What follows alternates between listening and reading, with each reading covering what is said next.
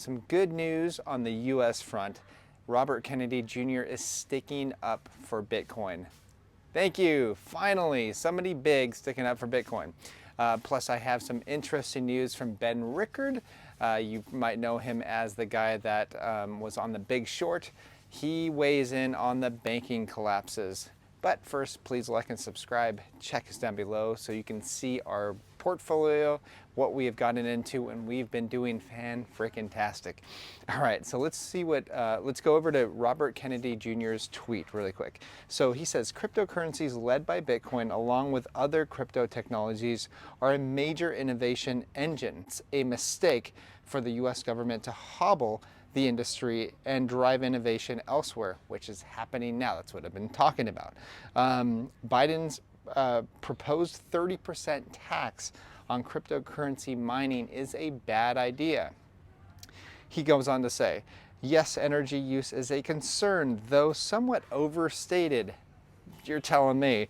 But Bitcoin mining uses about the same as video games, and no one is calling a ban on video games, are they? He also says the environmental argument is a selective pretext to suppress anything that threatens elite power structures. Lastly, he says, some advocate tight control of cryptocurrencies to prevent their use by criminals, but it isn't just criminals who want privacy. That's a very good point. So do dissidents and ordinary citizens. Governments harass their enemies and crush dissent by controlling bank accounts and payment options. So my argument there is like, he should have pointed out the US military that uses 4.6 billion gallons of fuel each year to support the petrodollar or the US dollar, which is way more wasteful than anything Bitcoin could possibly be. Plus, you know, if we want to go back to what Bitcoin mining is turning into be right now, look no further than El Salvador, and also look at China. When they banned mining, what happened? Everybody went off state grid and are using green energy for mining Bitcoin. So good news there. But you're not going to hear it from Brad Sherman. So Congressman Brad Sherman of California calls Bitcoin Miami 2023 a conference for tax evaders. Man, this guy hates you guys. Hates you guys.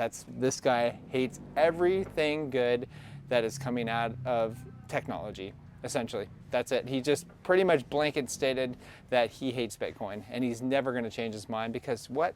He's bought and paid for by central banks who also hate Bitcoin. Now let's go over to Ben Rickard, what he has to say about the financial collapse or the banking collapses that are happening that will only speed up.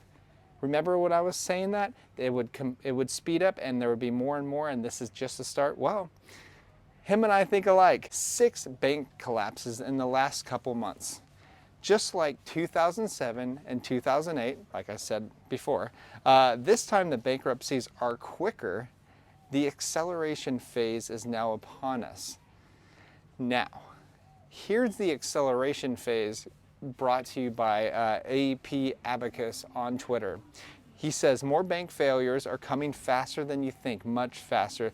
The Fed and Treasury are already working back channels to facilitate quick receivership and purchase transactions, much like First Republic and JP Morgan, all right? So Bank of America whispered as next receiver of choice for coming failures. So what did I say? What I've been saying?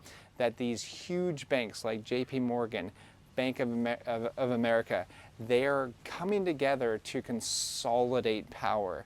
They're going to grab all the banks in the United States, and there's only going to be, like, in my opinion, there's going to be 3 to 5 banks left in the United States, and that's it. And that is not good news because there's not a lot of competition there, you know what I mean?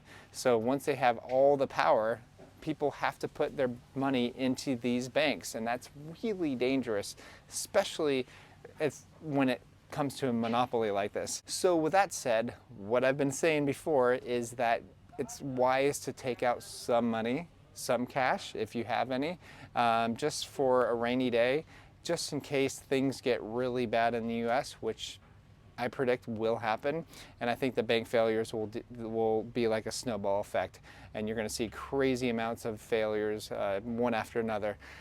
But the good news is we can hold our own keys. We can hold Bitcoin in a hardware wallet, cold storage, or whatever, and we don't have to rely on a third party like a giant bank anymore, which is so nice. Anyways, that's all I have. Please like and subscribe, and I will talk to you soon. Bye.